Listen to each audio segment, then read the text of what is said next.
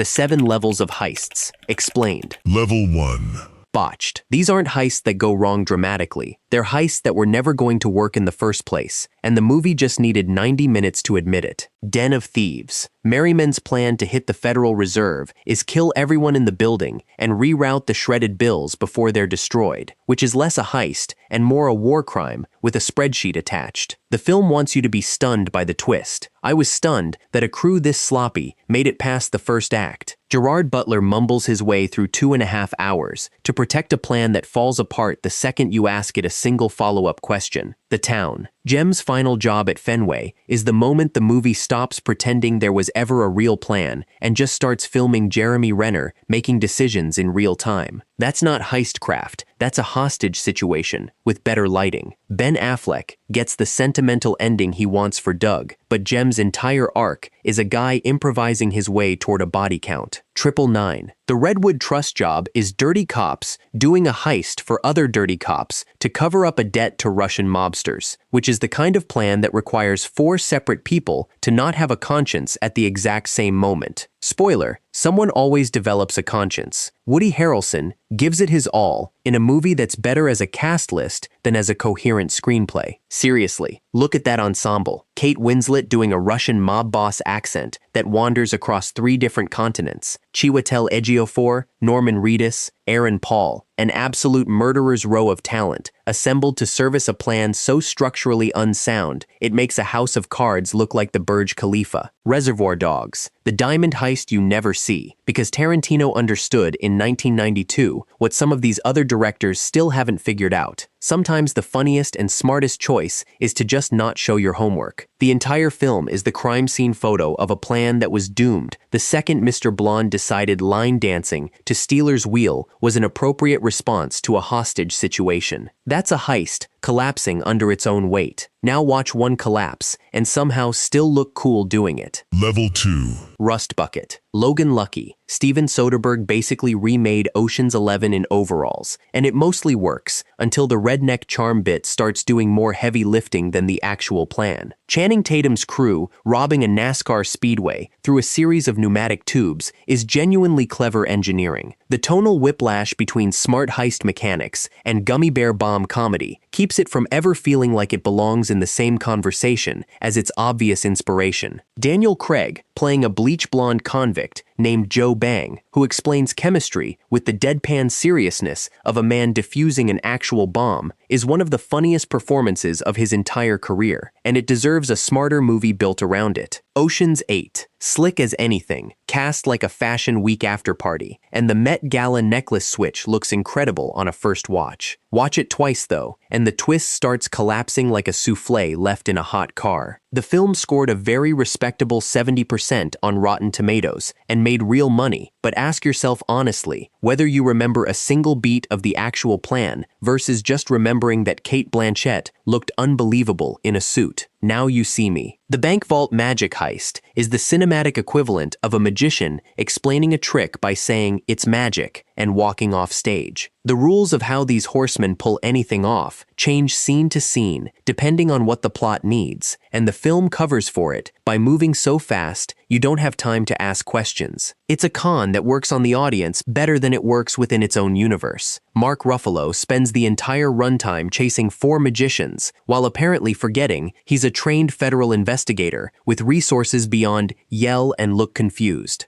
Gone in 60 seconds. 50 cars, 1 list, and a plan that's basically steal 50 different cars in one night and hope none of it goes wrong, which is not a heist. That's 50 heists wearing a trench coat. Nicolas Cage named all the cars after women in his life, which tells you everything about how seriously the film is taking its own internal logic. The Eleanor chase at the end is iconic. The rest of the film is filler duct-taped to that chase. 90 minutes of exposition in service of one gorgeous Shelby Mustang running from cops through Long Beach like it owes them money. Fast 5. The vault drag through Rio is objectively the dumbest heist on this entire list. Dragging a bank vault through a city behind 2 Dodge Chargers while defying physics, momentum, and basic municipal traffic law, and it is also the exact moment this franchise decided plausibility was for cowards. It shouldn't work. It absolutely works. This is the cult pick for the tier. the scene where Fast and Furious stopped being a street racing series and became a live-action cartoon, and everyone involved deserves a raise for committing to the bit that hard. You'd think dumb fun is the ceiling for this genre. It's not. It's the floor for what's coming next. Level 3. Franchise. This is the tier of movies that are handsome, expensive, and instantly forgettable. The heist equivalent of a hotel lobby. Competence is the whole brand here, and it starts with Ocean's 12, where the Fabergé egg switcheroo against the Night Fox is a genuinely dazzling sequence of misdirection, wrapped inside a movie that critics savaged for being smug and self-satisfied with itself. It made money because the cast is a murderer's row of movie stars, but ask any Ocean's fan to rank the trilogy, and 12 finishes dead last every single time, because it spends its runtime being clever about being clever instead of just being good. Mission Impossible, Rogue Nation. The underwater server heist is a technical masterclass. Tom Cruise holding his breath for real. No CGI, because apparently drowning slightly is easier for this man than turning down a stunt. It's flawless as a set piece. It's also completely weightless compared to the franchise's actual signature stunts. The plane hangs, and the Burj Khalifa climbs. This is the MI entry you respect and immediately forget you watched. The cinematic equivalent of a colleague who's excellent at their job and whose name you can never quite recall at the holiday party. The Italian Job, the 2003 remake. Mark Wahlberg leads a crew across Venice and Los Angeles for gold that used to belong to them, and everything is polished to a mirror shine. It's also missing the scrappy British identity that made the 1969 original a cultural landmark. This version is a gold-plated remake of a tin can classic, and everyone involved knows it. It swaps minis for a Mini Cooper product placement deal, so aggressive it borders on a second job the movie's pulling on you, the audience, in real time. Tower Heist. Eddie Murphy and Ben Stiller robbing a Bernie Madoff stand-in's penthouse should be funnier and sharper than it is. Instead, the star power is doing overtime to cover for a plan that's basically, we're mad, so let's steal stuff, and the film limped to a mediocre box office return relative to its budget. Forgettable, but not without a few genuinely fun Murphy line reads. Point Break, the 2015 version. Extreme sports heists chasing enlightenment and adrenaline in equal measure, chasing the spiritual weight of the Patrick Swayze original and catching absolutely none of it. It scored an 11% on Rotten Tomatoes, which is not a heist film's rating. That's a crime scene. Somewhere Patrick Swayze is watching this remake from the great beyond, silently taking notes on exactly what not to do with his legacy. Army of Thieves. Sebastian's prequel safecracking tour through Europe is technically tight. Matthias Schweighöfer clearly loves this character, but it exists almost entirely as IP scaffolding for the Army of the Dead universe, rather than as a heist story that needed to be told. Competent, handsome, and here, purely because Netflix needed a spin-off. And before we move on, it would be a dream if you could help this channel reach 100,000 subscribers, and it's completely free. Now we start finding the heists that do mean something, and the one specific flaw holding each of them back. Level 4.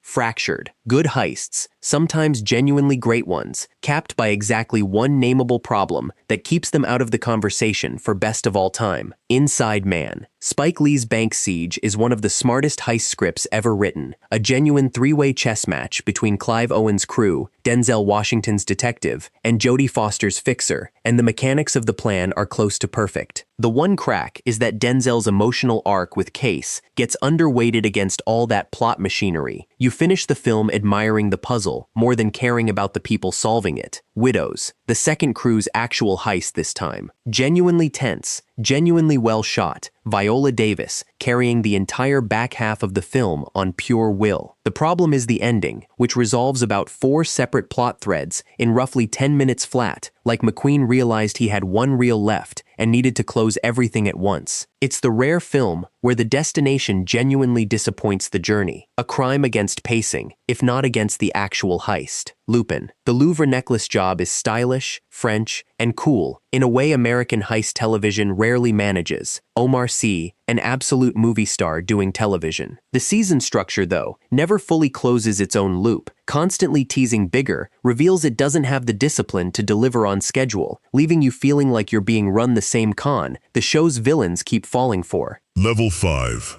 Immaculate. Great heists, missing exactly one thing from true immortality, and I'm going to name it every time because vague praise is for people who didn't actually watch the movie. The Italian Job, the 1969 original this time. Michael Caine, the Mini Coopers, the Alps. You were only supposed to blow the bloody doors off. This is a genuine classic, and its only sin is being a distinctly British institution that never fully crossed over into the global cultural bloodstream the way American genre films do. Everyone in the UK can quote it. Ask an American audience under 40 and you get a shrug. And that's a genuine shame, because underneath the cheeky Cockney charm is a heist that's tightly constructed, funny, and ends on one of the most beautifully absurd cliffhangers ever committed to film. Heist, from 2001. David Mamet wrote Gene Hackman's Joe Moore Diamond Job, and the dialogue is genuinely some of the sharpest in the genre. Mamet doesn't write a wasted line in his life. The problem is, almost nobody saw it. There's a line where Hackman describes someone as being so old he farts dust, and honestly, that alone should have been enough to make this thing a cult phenomenon on dialogue reputation alone. It's the best heist movie most people you know have never heard of, which is its own kind of tragedy, the film equivalent of a genius who never learned how to network. Rififi, 31 minutes of the actual robbery, completely silent, no music, no dialogue, just process, and it invented the modern heist sequence as we know it. Every entry on this entire list owes something to this film. What it's missing is a lead character with the staying power of the icons who came after, because Jules Dassin was more interested in the mechanics of the job than in giving you someone to remember by name. Sexy Beast. Ben Kingsley's Don Logan is one of the great villain performances in British cinema, terrifying and pathetic in equal measure, and the pool heist frame job around him is sharp, funny, and stylish. Ask people what they remember about this movie though, and it's Kingsley screaming, not the actual job. The heist gets overshadowed by its own supporting cast, which is a strange sentence to write about a film, but here we are. Kingsley is so ferociously good that the actual pool set piece almost feels like an intermission from the real show. Bottle Rocket. Wes Anderson's debut, and the bookstore heist is a masterclass in tone, deadpan, sincere, weirdly tender, for a film about a bunch of guys who are frankly terrible at crime. It's just never going to get real heist genre recognition, because it's not trying to be a heist movie, it's trying to be a Wes Anderson movie that happens to have a robbery in it. Different mission entirely. The Thomas Crown Affair, the 1999 version. Pierce Brosnan and Rene Russo swapping a Monet at the Met with more sexual tension than most entire romance films manage in 2 hours. It's a genuinely great museum heist. It's just missing the reputation of being the definitive museum heist instead of a great one, and that gap is entirely down to timing and marketing, not quality. Level 6. Untouchable, elite, borderline GOAT, held back by something specific and small enough that you could argue about it for an hour, over drinks, and still not settle it. Ocean's 11, 2001. Near-perfect ensemble filmmaking. The Bellagio vault job is iconic. The cast chemistry is genuinely unmatched. The one thing fans still argue about at 2 in the morning is the actual escape logistics, how exactly this crew gets clean away with that much cash without a more thorough manhunt is a gap the movie papers over with style, and style very nearly covers it completely. Inception. Christopher Nolan built the single most architecturally ambitious heist structure ever put on film. A heist inside a heist inside a heist. Dreams within dreams. And it's a visionary achievement. What keeps it out of the top spot is that ending, the spinning top, deliberately built to be argued over rather than resolved. Some people call that a masterstroke. Some call it a cop-out. The usual suspects. Brilliant, iconic. The Keyser Söze twist rightfully legendary. The catch is that the heist itself is almost incidental to the framing device. Verbal Kint's whole story exists to set up a twist about identity, not to deliver a satisfying job. It's one of the best twist endings in film history, wearing a heist movie as a costume. Kevin Spacey's entire career has become impossible to separate from headlines that have nothing to do with this movie, and it's a strange, uncomfortable thing to watch now. But the craft on screen, the limp that isn't a limp, The Coffee Cup, is still some of the tightest sleight-of-hand screenwriting the genre has ever produced. Baby Driver, gorgeous soundtrack, genuine style, one of Edgar Wright's most purely enjoyable movies. It's held back by a third act that abandons heistcraft entirely and turns into a fairly conventional action movie shootout, trading the thing that made the film special for something a dozen other films already do better. Now You See Me Too. The card heist sequence with the playing card, passed hand to hand through a crowded room, is a genuinely dazzling piece of choreography. The film as a whole suffers from diminishing returns against the original's shock value. You already know these horsemen cheat their own internal logic to land the trick, so the surprise is gone before the movie even starts, like watching a magician do the same coin trick twice in a row and expecting the second round of applause to be just as loud. Money Heist, taken as a complete series. The highs are genuinely among the best television this genre has ever produced. What keeps it out of the top tier is finale pacing that trades the tension the early seasons built so carefully for spectacle in its last stretch, going out with a bang instead of the surgical precision that made you fall in love with it in the first place. Level 7.